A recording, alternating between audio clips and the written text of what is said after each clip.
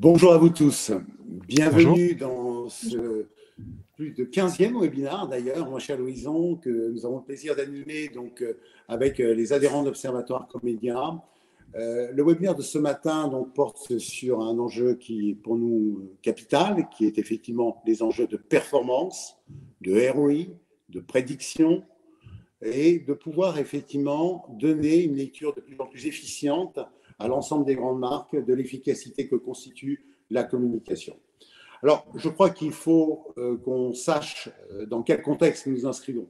Vous le savez tous, nous avons tous vécu une année 2021 qui a été marquée par une chute d'activité importante dans le secteur du marketing et de la communication, puisqu'on s'accorde à dire que c'est à peu près 20% d'activité qui a été perdue dans tous les secteurs d'activité qui composent la communication. Donc, c'est une chute brutale que nous avons rencontrée et qui a effectivement fait face à un certain nombre de grandes ruptures que nous devons intégrer aujourd'hui et que lorsqu'on parle de performance, il faut véritablement que cette notion de rupture soit bien intégrée. De quoi parle-t-on en termes de rupture? Des ruptures écologiques. Donc, comme vous le savez, la Convention citoyenne a marqué un certain nombre d'orientations qui impactent effectivement très largement la communication. La transformation technologique. En effet, on a accéléré la transition et la transformation numérique d'une façon colossale au cours de l'année qui s'est passée et qui continue. La dimension organique, nous avons tous travaillé différemment. Le télétravail a modifié également les comportements et a modifié bien sûr les comportements des collaborateurs, mais des consommateurs. Et puis économique, puisque nous recherchons de plus en plus, et les grandes marques le font en tête, c'est l'augmentation de la valeur d'usage. Et puis enfin, philosophique, c'est une dimension qui prend de plus en plus de sens, qui est de donner du sens. Donc, dans ces 5 grandes ruptures que nous observons, en effet, face à un poids de la communication qui a connu quand même une baisse d'activité, nous capitalisons beaucoup sur l'ambition que nous avons tous de voir le marché de la communication reprendre des couleurs au cours de cette année 2021. Les prémices du début d'année n'ont pas été si formidables que cela. Nous attendons effectivement des mois à venir une reprise beaucoup plus importante. Et je pense qu'effectivement la crise sanitaire nous permettra très aisément. Donc, face à ce constat, plus que jamais, la notion de performance, de prédiction, d'anticipation et de ROI constitue un élément déterminant pour tous les acteurs de la communication, qu'on soit acteur de la filière ou qu'on soit grande marque. Ma chère Louison, peut-être à toi de nous donner le tempo de cette matinée. Merci encore à vous tous de votre fidélité, merci d'être présents et n'hésitez pas également à nous solliciter. Louison, à toi la parole.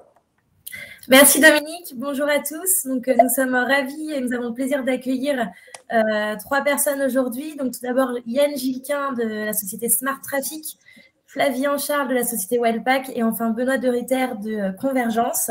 Ils sauront mieux que moi à se présenter juste après. Juste avant cela, petite précision sur le webinaire. Nous allons échanger environ 45 minutes sur le contenu de ce webinaire. Ensuite, il y aura un temps de questions-réponses d'une dizaine de minutes à la fin.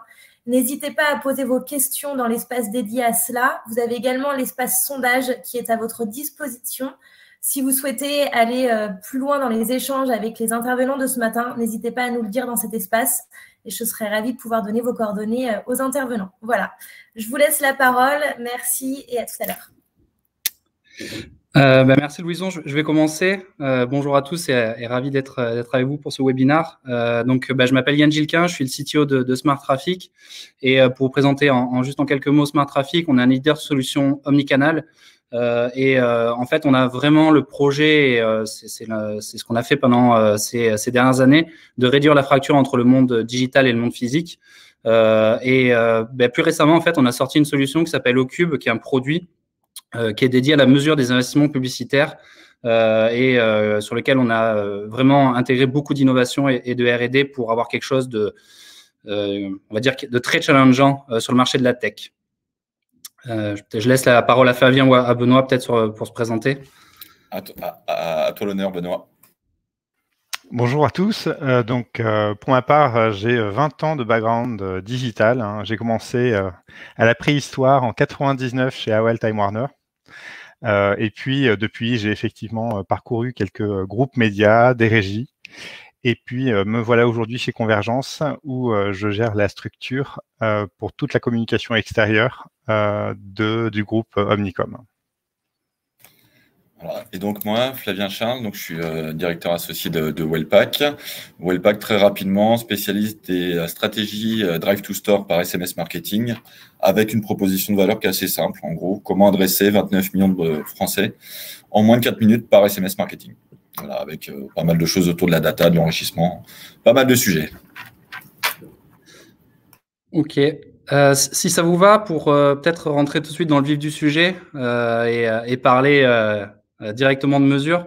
En fait, je voulais vraiment introduire une notion, c'est que par tous les acteurs de l'AgTech, qu'on passe de l'annonceur, la régie, l'agence, les experts, je pense que ça fait maintenant bientôt 1 an, voire 2 ans, qu'on considère que la mesure est un élément essentiel de notre univers. Et c'est quelque chose sur lequel il est nécessaire de le mettre en place, il est nécessaire de l'activer, d'avoir une meilleure connaissance de ce que l'on réalise en termes d'investissement publicitaire. Mais il y a un constat quand même qui est là, c'est que finalement, malgré le fait que ça a été identifié comme un sujet prioritaire, ce qu'on voit en ce moment, c'est plutôt la naissance de POC, Proof of Concept, donc de tests, ou alors de mesures limitées, ou peut-être de mesures qui sont peut-être déléguées à des jugés partis comme les GAFA, avec leurs outils qui font un peu tout. Et c'est vrai que c'est un petit peu dommage là où finalement ce sujet est mis tout en haut de la pile comme étant le défi des prochaines années à venir dans le monde de la publicité digitale et non digitale. C'est vrai que peut-être que c'est pour des questions de défiance technologique ou alors de complexité de mise en place. Je sais pas trop, peut-être aussi de crainte de l'ultra-transparence. Je mets tout de suite les pieds dans le plat. Mais voilà, il faut qu'on change avec cette situation-là. Et il faut vraiment qu'on mette en place très rapidement de vrais outils de mesure. Je vais prendre une ligne aparté, mais par exemple, à l'heure actuelle, comment est-ce qu'on peut considérer qu'on fait de la mesure sans regarder plus de 80% de son chiffre d'affaires. Je parle notamment dans ce cas-là de ce qui se passe dans le monde physique, donc dans les magasins.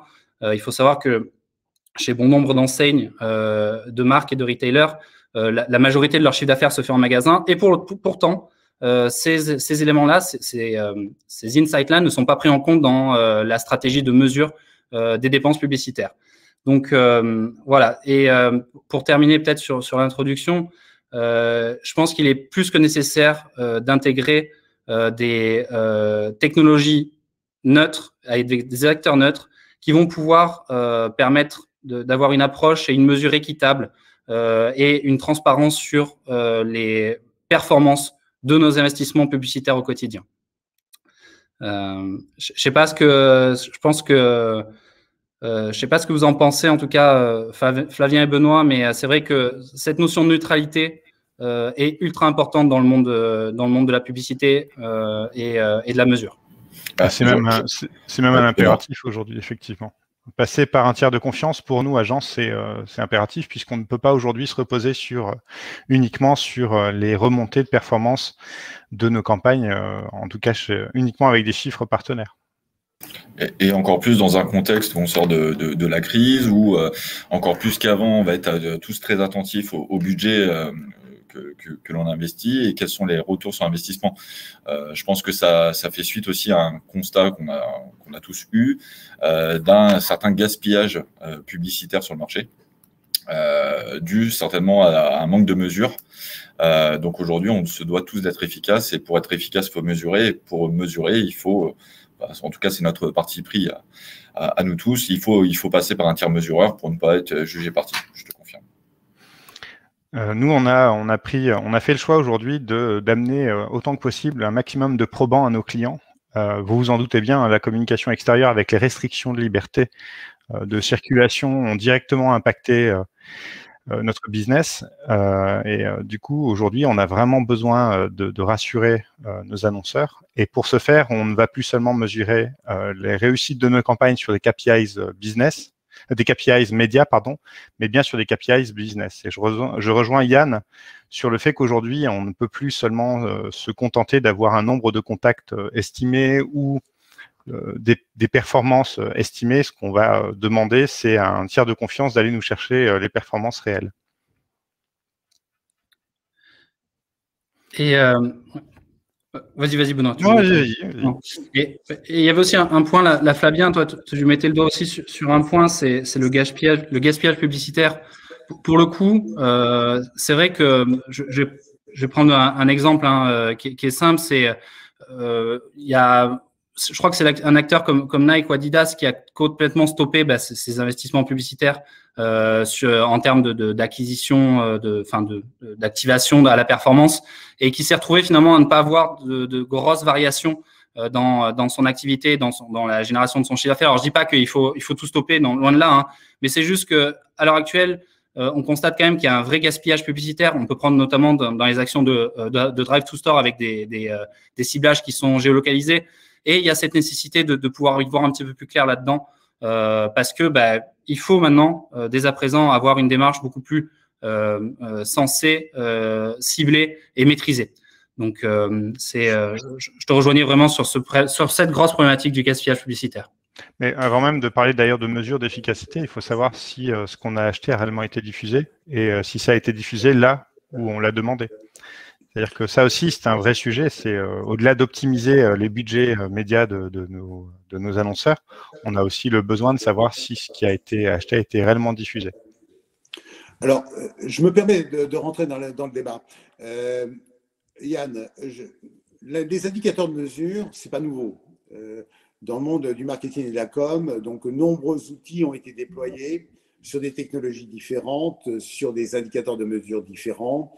Tous les grands groupes de communication et des experts en matière d'analyse du 360 de la dépense ont été quand même fréquemment développés avec plus ou moins de succès. Maintenant, effectivement, en quoi l'action que vous portez aujourd'hui, encore l'action que tu portes, que tu déploies, est-elle distinctive, discriminante par rapport aux différents indicateurs de mesure qui existent? Alors, même si on sait la difficulté qui est celle de la mesure, eh bien de mesurer 100% de l'investissement publicitaire, quels que soient les vecteurs de communication et les impacts qui sont déployés. En quoi tu apportes une lecture différente, novatrice et distinctive? Alors, déjà, je pense que en introduction, je disais que Smart Traffic et Ocube est un spécialiste de la réduction de la fracture entre le monde numérique et le monde physique. Je pense que déjà, pour essayer d'avoir une approche la plus holistique possible et la plus neutre possible et la plus réaliste possible par rapport à la complexité du consommateur, il faut prendre en compte tous ces insights qui sont non digitaux. Donc, les déplacements des consommateurs, la venue dans leur magasin, les achats dans les magasins. Et je dirais que c'est peut-être actuellement les choses qui sont les plus mises de côté par les acteurs de la mesure, parce qu'il y a une complexité réelle. Hein, je dirais pas jusqu'à la rupture technologique, mais quand même pas loin. C'est-à-dire qu'il faut réellement intégrer l'innovation, intégrer une innovation technologique pour être capable de réconcilier au sein d'une même entité les comportements digitaux des comportements non digitaux. Donc, à partir du moment où on a réussi à faire ça, c'est-à-dire vraiment réduire cette fracture entre ce qui se passe dans le monde physique et le monde numérique, derrière, c'est de mettre en place des stratégies d'attribution. C'est-à-dire que il faut qu'on imagine le consommateur comme un consommateur qui a un comportement complexe, qui a des différents devices, qu'il fait dans différents environnements, qu'on réconcilie tout ça dans une même entité et qu'ensuite, on essaye de définir à l'intérieur la contribution de chacun de ces touchpoints, donc de ces points de contact, dans la réalisation. Donc, quand on parle de réalisation, c'est une conversion, un achat, une visite en ligne, une visite en magasin, un achat en magasin, pour derrière en éditer des KPI comparables les uns avec les autres. Je vais prendre le premier KPI qu'on utilise le plus fréquemment, qui est le coût par visite.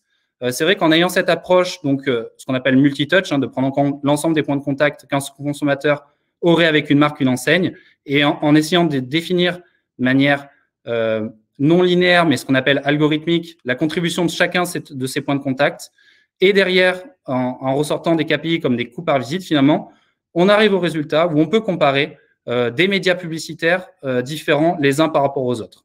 Donc, par exemple, dans le cas de Flavien, on est capable de comparer des campagnes SMS avec des campagnes de display in-app ou d'OOH, par exemple, parce que leur contribution ne sera pas égale au moment de la conversion.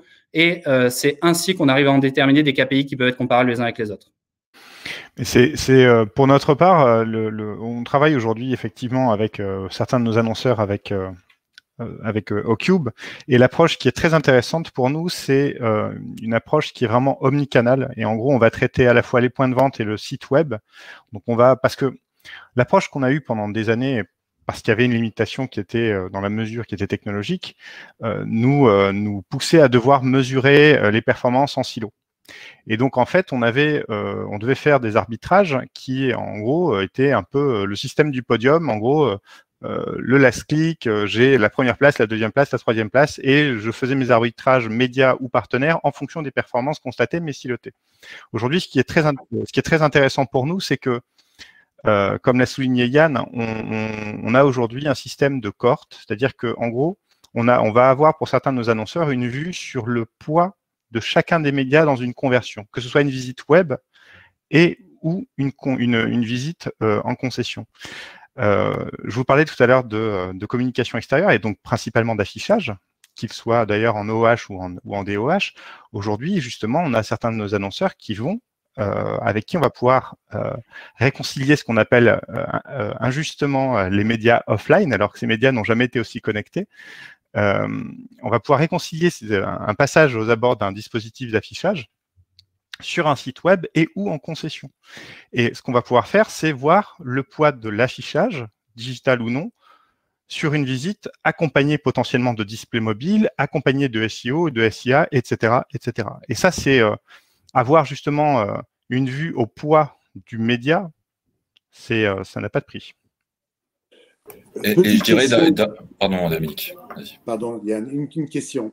Mais cela impose à ce que la marque, l'annonceur, puisse, entre guillemets, imposer ou recommander que l'ensemble des prestataires vous êtes nombreux à intervenir sur un plan de campagne, qui interviennent. On est dans le cas présent entre toi, effectivement, et Flavien. Vous n'activez pas le même point de contact, donc ça oblige à ce qu'on recueille l'ensemble des éléments de touchpoint, de point de contact, utilisés par différents prestataires qui vont accompagner une campagne, et que chacun d'entre eux joue le jeu pour que toi, Yann, tu puisses effectivement intégrer l'ensemble de ces acteurs qui interviennent pour une campagne d'un annonceur pour pouvoir les screener, les évaluer, les mesurer.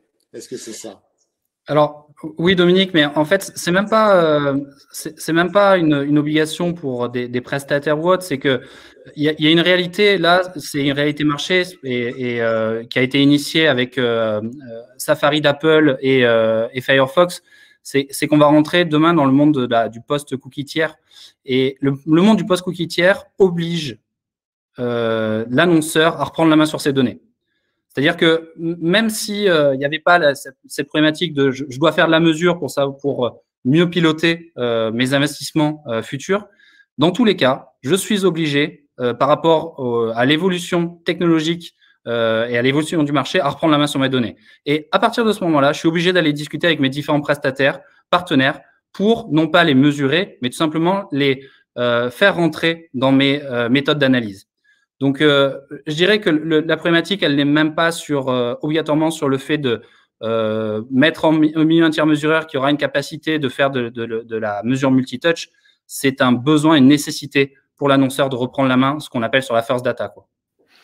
Et d'ailleurs, aujourd'hui, on le voit bien dans les échanges que nous avons avec un certain nombre de nos annonceurs, là où il y a quelques années, ils étaient plutôt réfractaires à partager leur base de données ou à poser un pixel sur leur site, etc. Aujourd'hui, la question se pose de moins en moins. C'est-à-dire qu'ils ont bien compris l'intérêt qu'il y avait à collecter certaines données et leurs données et à passer par un tiers de confiance qui, justement, en gros, n'est pas un partenaire média, que ce soit agence ou régie, etc. Parce que parfois, ils ont toujours peur que leurs données ne soient pas contrôlées. Moi, un des sujets qui m'avait rassuré et qui rassure aujourd'hui mes annonceurs, c'est aussi le fait que Ocube, en fait, ne vend pas de médias. En fait, voilà, c'est un tiers mesureur dont le métier est de réconcilier l'ensemble des touchpoints, l'ensemble des identifiants publicitaires et de pouvoir réconcilier et donner une visibilité assez nette des performances médias au sens large du terme.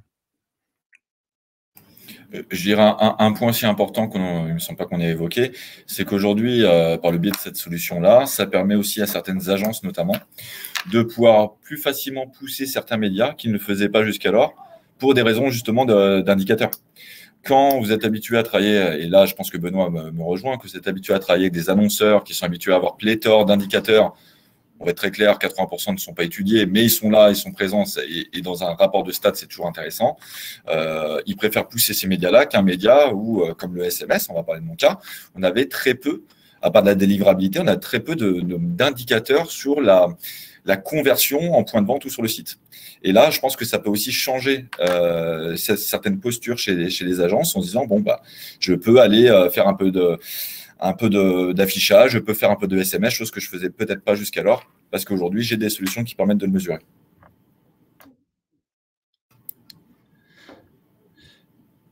Ok, et donc là, c'est vrai que je pense qu'on est tous autour de ce webinaire. Je voulais dire à table, mais bon, malheureusement, je ne peux pas le dire. Mais on est tous autour de ce webinaire convaincus donc du besoin et de la nécessité de la mesure. Mais c'est vrai que mesurer, c'est bien. Mesurer de manière holistique, c'est mieux. Prendre en compte l'ensemble des points de contact, c'est génial. Prendre en compte le monde physique dans ces mesures, c'est le summum. Mais c'est vrai que derrière, tout ça, c'est à des fins de quelles sont les fins? C'est à des fins de pilotage vraiment. Et c'est une notion qu'il ne faut pas oublier tout de suite derrière, c'est que voilà, on met en place une infrastructure technologique pour reprendre la main sur sa donnée, pour mesurer nos différents partenaires, nos visiteurs sur le site internet et en magasin, nos acheteurs. Mais derrière, il faut avoir à disposition aussi des outils pour pouvoir lire ces données-là. Donc, on en a parlé à un moment, on a parlé de l'attribution et de la contribution des leviers marketing, hein, notamment Flavien, où je sais que par exemple le SMS, quand on a cette approche-là d'attribution multitouch, on se rend compte de son apport qui est des fois un média convertisseur ou un média initiateur, comme par exemple, et qui est par exemple très complémentaire. Nous on l'avait vu avec du display mobile. C'est vrai que quand on voit dans cette approche multitouch l'impact des différents leviers dans la conversion. Ce qui est la force aussi d'Ocube, c'est d'intégrer une notion d'attribution algorithmique. Et je vais rester juste 2 petites secondes sur ce terme-là d'attribution algorithmique, parce que c'est un élément qui est stratégique si on veut ensuite parler de pilotage. C'est qu'en fait, donc, on a une vision multitouch du consommateur, de sa complexité et des différents points de contact qu'il a eu avec une ancienne. Et ensuite, on va attribuer à ces différents points de contact un poids.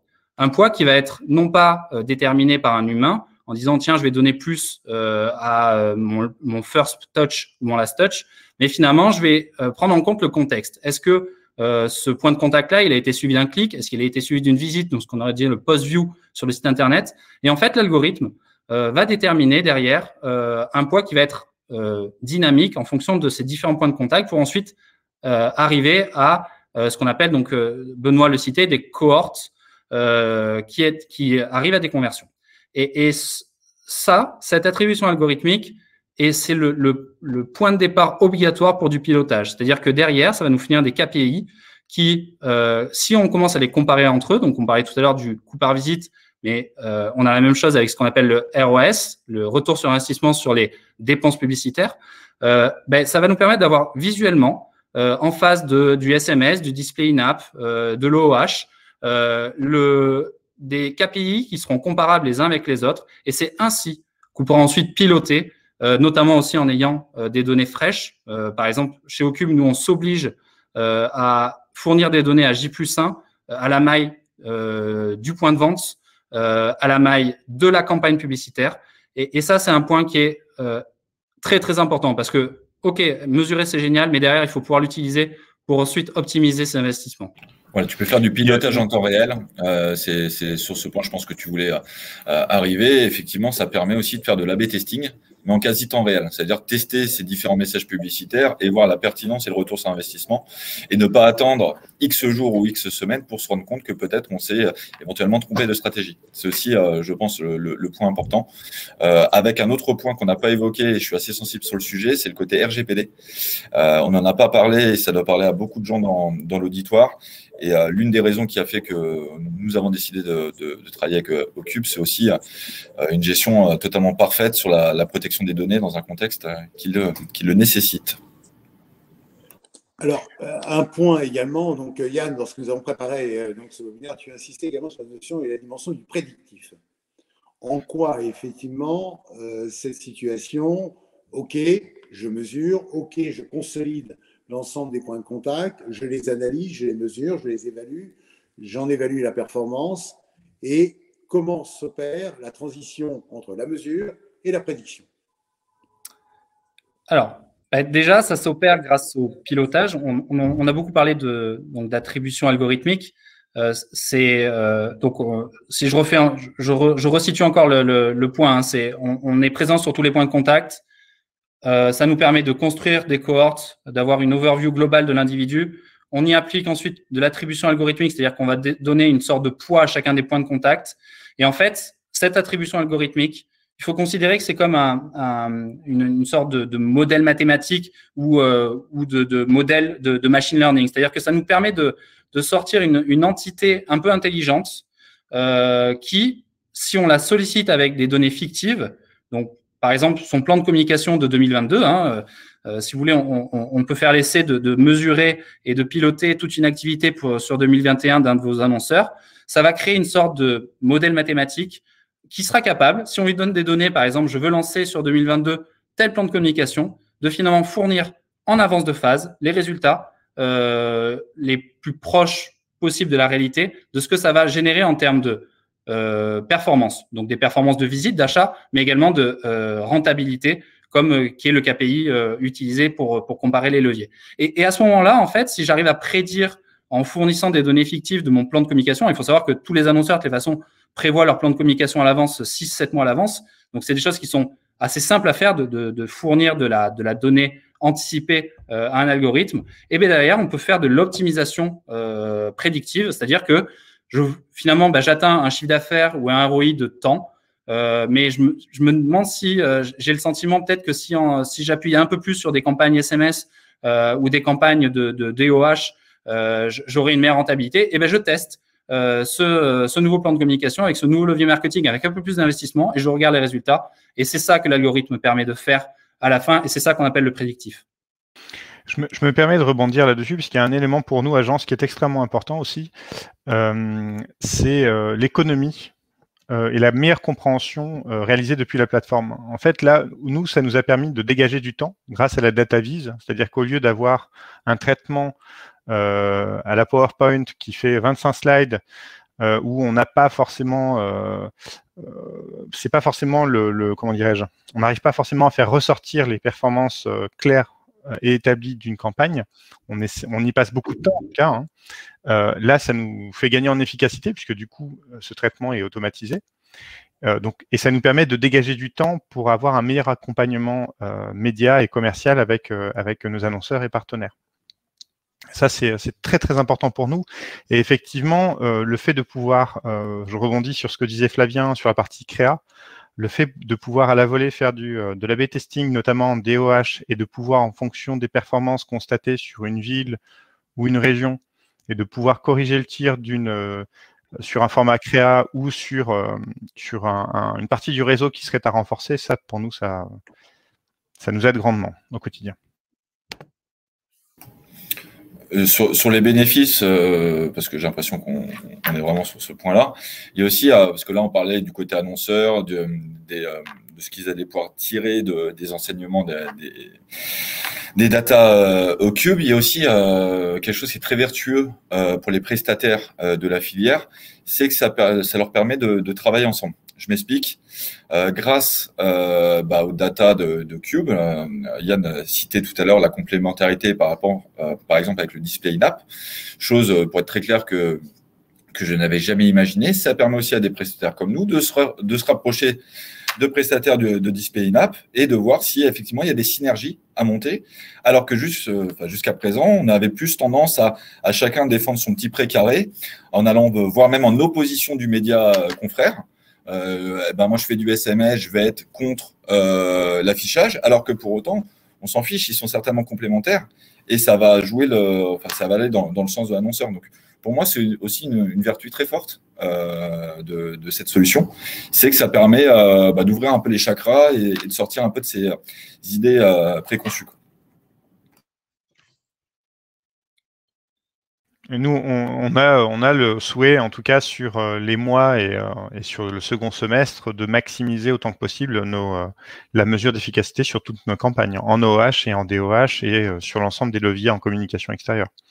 Ça, c'est un impératif puisque la crise sanitaire a aussi souligné le besoin de nos annonceurs de pouvoir justement amener encore une fois du probant. Donc de pouvoir mesurer l'efficacité des dispositifs et ensuite, si justement, comme on a un suivi en fil rouge, même si c'est 3, 4, 5, 6 prises de parole en OH dans l'année, on peut justement à chaque fois utiliser les données pour pouvoir, par exemple, potentiellement redessiner un plan média ou un réseau quand c'est possible, en fonction des performances constatées sur une ville ou sur une région. Yann, est-ce que d'une façon très concrète et opérationnelle, on peut prendre quelques indicateurs pour un cas ou un secteur d'activité client qui a profité donc effectivement de ces indicateurs de mesure et de voir quels a été l'impact à la fois dans l'arbitrage de leurs moyens ou dans le renfort de leurs actions ou dans la modification du ciblage. Est-ce que tu peux nous éclairer, nous donner un cas d'exemple sans trahir, bien entendu, donc la confidentialité de l'information, et je la comprends fort bien, mais est-ce que tu peux peut-être nous donner un point de case autour de ce type de sujet? Bien sûr, bien sûr. Je vais vous en proposer un. Je voulais juste vraiment insister sur un point aussi également, c'est que je l'ai déjà dit avant, la first data devient plus qu'essentielle, mais il faut vraiment imaginer que cette stratégie de faire de la mesure, faut vraiment considérer qu'en background, elle est là pour que l'annonceur, grâce à son agence, parce que ça, c'est un point qui est aussi très important. L'agence, faut qu'elle sache que, enfin, elle le sait d'ailleurs, c'est pas moi de le dire, mais l'agence, faut qu'elle considère vraiment que des solutions comme Ocube ou d'autres, mais qui sont des solutions neutres, vont permettre à l'annonceur et à leurs clients, grâce à une meilleure visibilité, de mesurer leur investissement, mais aussi de reprendre la main sur leur data. Et ça, c'est un élément qui est ultra important. Et attention de ne pas faire trop confiance aux solutions qui sont proposées par les GAFA. À l'heure actuelle, le mot le plus utilisé par les GAFA, c'est walled garden, les jardins privés. C'est contradictoire avec transparence. Voilà, là clairement il y a 2021 et 2022 avec encore une fois la fin des cookies tiers. Il faut davantage de transparence, il faut reprendre la main sur les données et c'est peut-être pas auprès de ce genre d'acteurs et les technologies qui proposent entre guillemets gratuitement qu'on va les trouver. Donc c'est un point très important. Je vais juste faire une mini aparté aussi. C'est que par exemple, demain, les acteurs d'activation vont avoir de vraies problématiques pour gérer la pression marketing auprès des consommateurs. Du fait qu'il va y avoir une raréfication des données, qu'il va y avoir une complexité à pouvoir suivre le consommateur sur différents sites Internet, qui va nous permettre de savoir qu'on va imprimer cette campagne de display watch sur le même consommateur plusieurs fois, personne. On ne pourra plus. La seule personne qui pourra le faire, c'est l'annonceur grâce à son agence et à la technologie qu'ils arriveront à mettre en place ensemble sur leur site Internet et sur l'ensemble de leur activité. Et ça, je voulais vraiment insister dessus parce que c'est très, très important. Et pour répondre à ta question, Dominique, oui, j'ai des cas.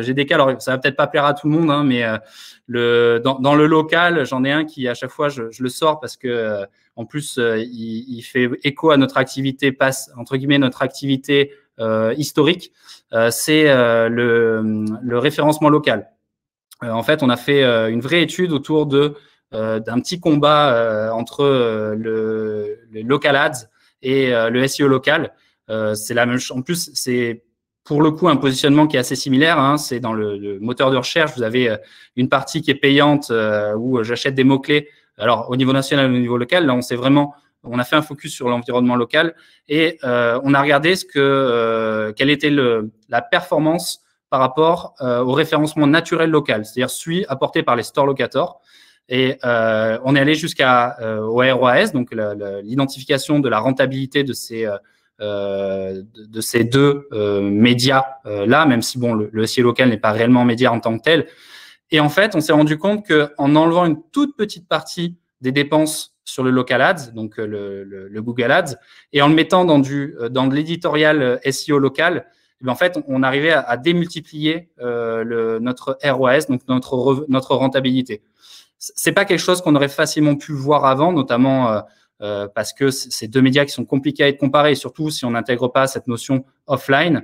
Et je dis pas qu'il faut arrêter le Google Ads, loin de là. Hein, mais peut-être qu'en prenant juste 2 ou 3% de l'investissement qu'on fait là-dessus et qu'en le mettant sur des médias plus naturels, plus de contexte ou plus de fond finalement, on arrive à avoir un gain de rentabilité énorme. Il y a un sujet qui est très important. Je vais citer un autre exemple opérationnel. Hein, client donc de l'agence du secteur automotive, qui a deux grosses problématiques. Hein, c'est de générer du trafic en concession et de générer du trafic sur son site web. Eh bien, le fait de pouvoir justement, ça nous a permis le fait de réconcilier le offline et le online. Ça nous a permis de pointer du doigt le fait que, notamment la partie OOH, était un pourvoyeur de trafic qualifié sur le site web. Et ce qui est important, c'est, on le sait, le digital, vous savez, les investissements ont massivement évolué sur la partie digitale. Nous-mêmes faisons du digital, hein, là-dessus, aucun souci. Mais le fait justement d'avoir un traitement qui permet de réconcilier les différents médias offline et online, ça a permis de démontrer le fait que l'OOH, donc encore une fois, pourvoyait du trafic qualifié, le digital générait 10 fois plus de trafic que l'OOH, d'accord? Mais en revanche, quand on regardait le temps passé du trafic qualifié digital sur le site web versus celui généré par l'OOH, on se rendait compte que les sessions de surf étaient 3 à 4 fois plus longues émanant de l'OOH. Donc, il y a une vraie complémentarité. Ça ne veut pas dire qu'il faut faire plus de l'un ou plus de l'autre. Ça veut dire qu'en gros, il y a un juste milieu à trouver et ça, en fait, le fait de pouvoir réconcilier le offline et le online nous a permis justement de souligner qu'en KPIs secondaires, puisque en l'occurrence sur les campagnes que j'ai en tête, l'objectif premier de la marque était du branding pur. Là, avec un effet ricochet, ça nous a permis de qualifier le trafic que ça a généré tant en concession qu'en point de vente, puisque on n'en a pas parlé, mais un des sujets, c'est aussi de pouvoir qualifier via la technologie d'Ocube le passage en point de vente à l'individu. Voilà.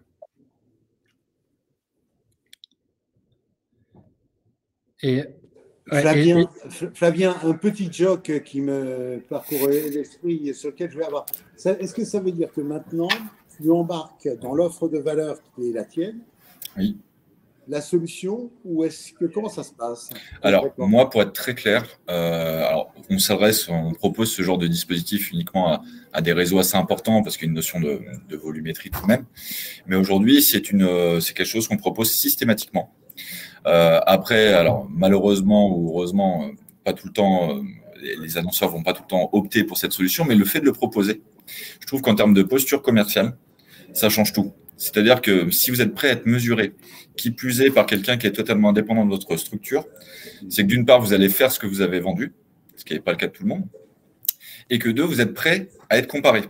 Prêt à être comparé, ça ne veut pas forcément dire que votre média sera tout le temps le meilleur, très clairement. Donc, faut être capable de l'assumer.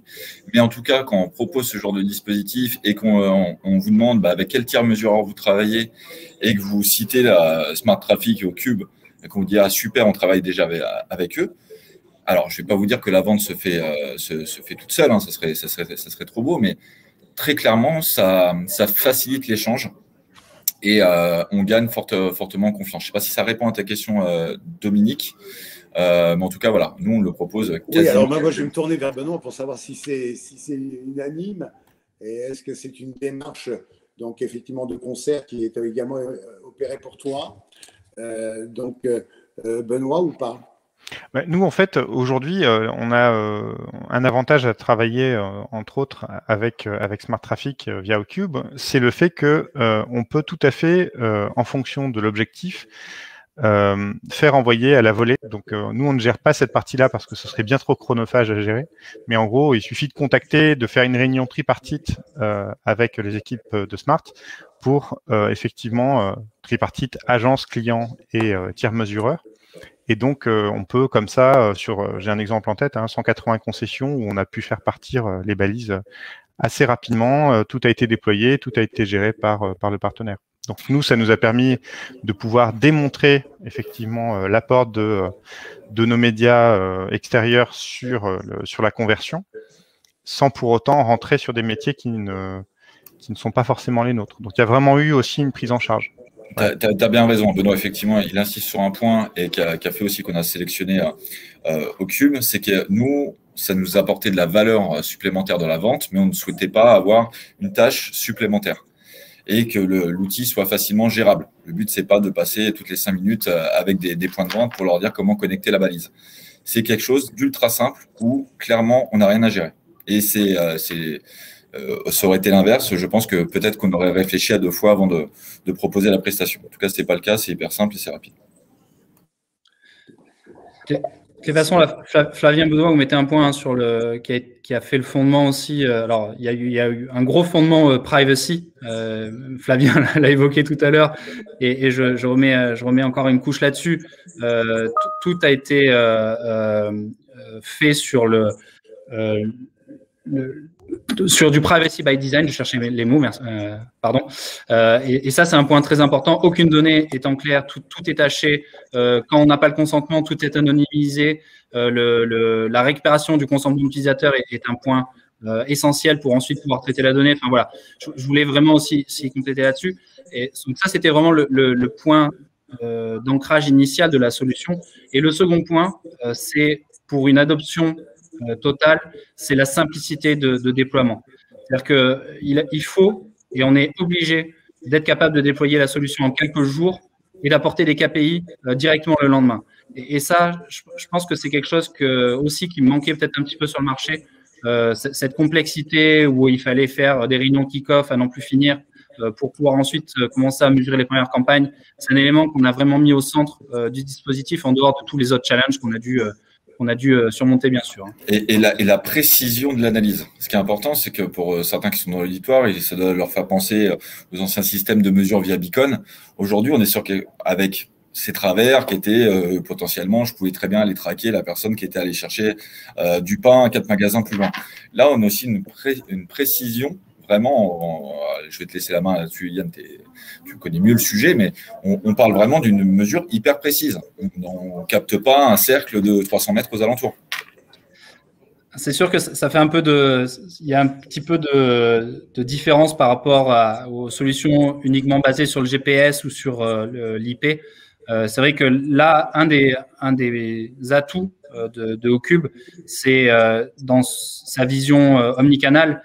Et son historique, c'est de mettre des petits boîtiers dans les magasins, qui ne sont pas juste des beacons d'ailleurs, c'est des petits boîtiers intelligents. Ils sont dans une communication en temps réel avec nos serveurs. On est sur du LoRaWAN pour ceux qui connaissent un petit peu mieux ce monde de l'IoT. Ça nous permet d'adresser en tout cas quasiment la totalité des visiteurs qui viennent dans les magasins. Je dis la totalité parce qu'on ne pourra jamais pouvoir avoir 100% du reach de visiteurs dans un magasin, mais on s'en approche. Et ça, pour le coup, c'est une vraie rupture par rapport à ce qui se fait sur le marché dans les solutions de mesure, la prise en compte de ces visiteurs offline via des boîtiers intelligents. Yann, et comme tu disais, qu'apporte une qualité et une fiabilité largement supérieure à tout ce qu'on peut avoir sur le marché. Oui, Yann, excuse-moi, justement, ça fait écho avec ce que tu es en train de dire, mais il y a peut-être un complément à apporter. Sylvie pose une question sur justement les balises et elle demande concrètement comment ça fonctionne et notamment pour de l'OOH. Est-ce qu'il y a un complément d'information à donner ou pas? Alors, les balises, en fait, elles ont une double fonction. C'est qu'elles permettent de compter les visiteurs dans le magasin avec des notions de temps passé, de récurrence, et tout ça de manière passive. C'est-à-dire que, vu que ce sont des objets communicants intelligents, ils vont interagir avec les téléphones, mais passivement avec le téléphone. C'est-à-dire qu'on n'est pas obligé d'avoir une application propriétaire au sein du téléphone. Néanmoins, derrière, il y a des vraies stratégies d'anonymisation, hein, parce que pour le coup, vous en doutez, on n'a pas le consentement, on ne peut pas demander le consentement de l'utilisateur pour ça. Donc, ça nous permet d'avoir une notion on va dire, d'activité dans le magasin. Et ensuite, vu que ces boîtiers ont une double fonction, c'est-à-dire qu'ils sont aussi communicants avec les téléphones, à partir du moment où on a des applications propriétaires au sein des téléphones, le mix des deux fait qu'on arrive à avoir une connaissance assez précise finalement de ce qui se passe dans le magasin.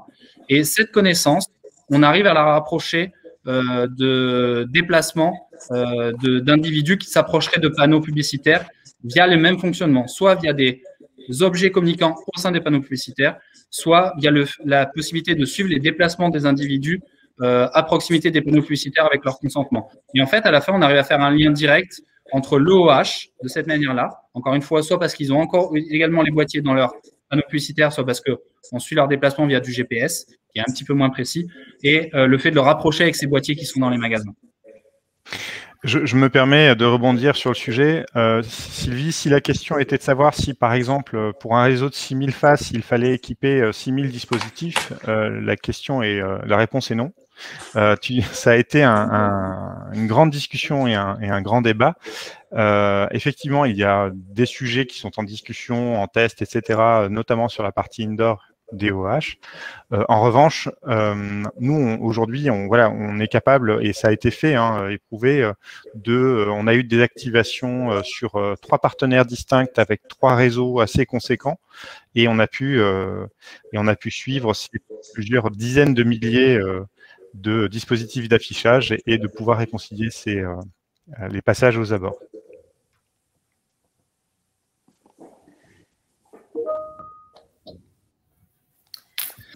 On se rapproche tout doucement de la conclusion. S'il y a d'autres questions, n'hésitez pas à les poser. On pourra revenir vers vous même ultérieurement à la suite de ce webinaire. Mais je vais vous laisser vous rapprocher tout doucement de la conclusion et donner le mot de la fin. Peut-être avant de passer au mot de la fin, Louison, je voulais me retourner vers Yann.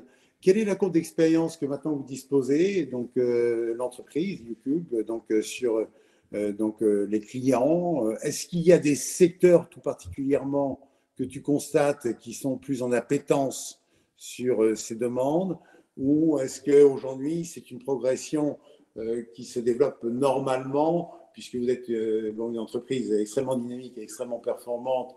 Quel est un peu le recul que vous disposez, et comment vous sentez la maturité à la fois des prestataires et des marques à rejoindre effectivement un dispositif comme le tien? Alors, je pense qu'il y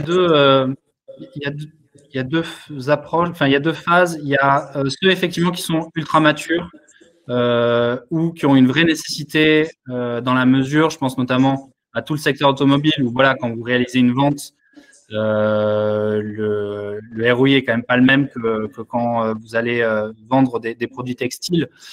Donc cette maturité est naturelle et ce besoin en tout cas est naturel. Donc c'est vrai que c'est des secteurs qui avancent plus rapidement peut-être.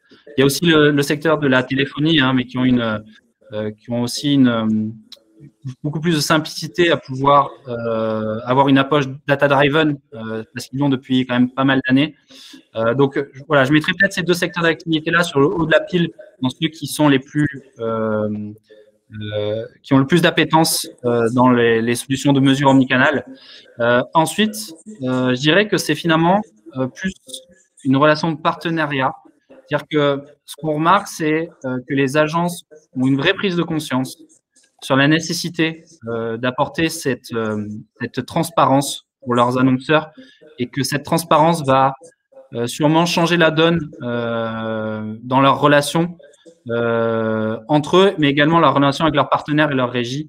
Et finalement, c'est peut-être plus la maturité des agences qui nous mettent en avant via leurs annonceurs parce qu'elles sentent ce besoin-là qui arrive, soit par anticipation, soit parce que c'est des visionnaires, soit parce que c'est des réelles demandes de l'annonceur.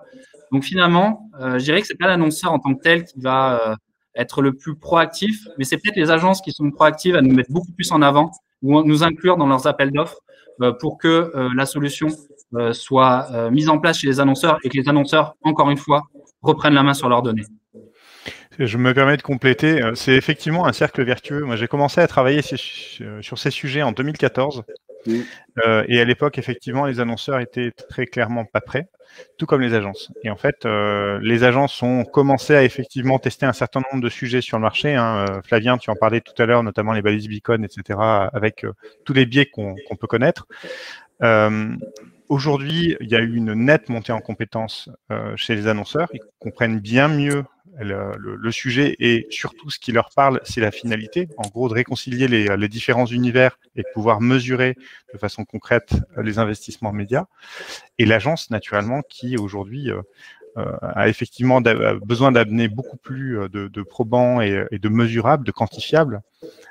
Et finalement, il y a ce cercle vertueux qui se met en place où aujourd'hui on est en discussion et chacun tient sa place. Moi aujourd'hui, par exemple, ça ne me viendrait plus du tout à l'esprit de ne pas faire, enfin de ne pas mesurer une campagne média.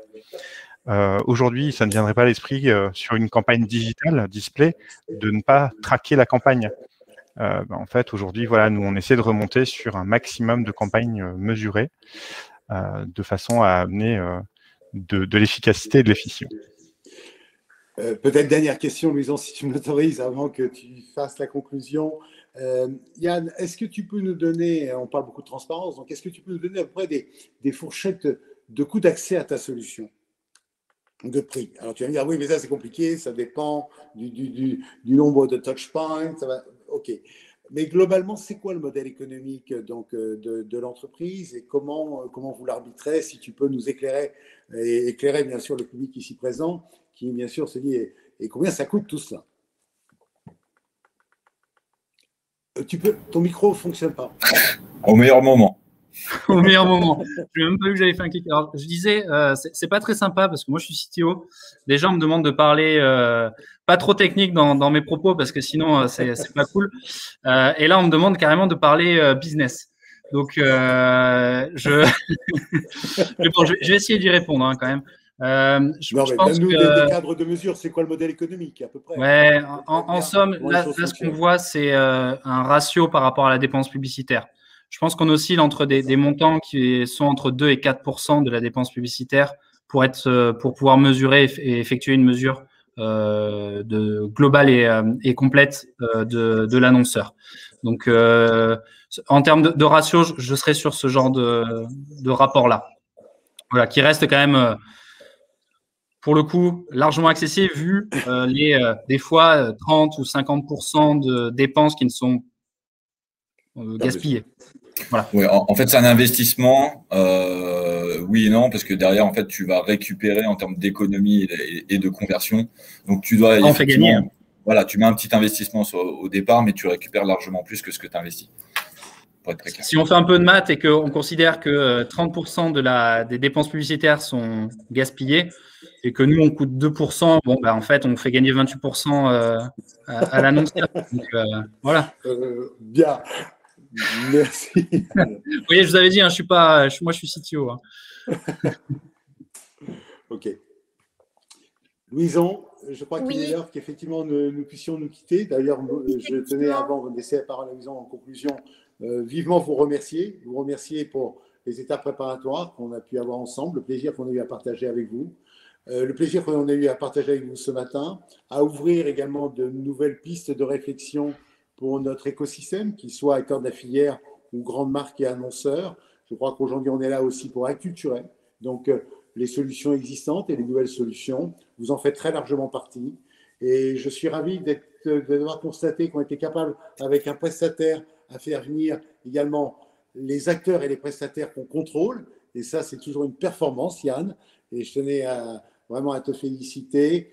Et bravo à Fabien et à Benoît qui ont joué ce jeu en tant que prestataires, donc qui eux-mêmes acceptent de se faire auditer, entre guillemets, ou contrôler, ou mesurer par des solutions telles que celle de Yann.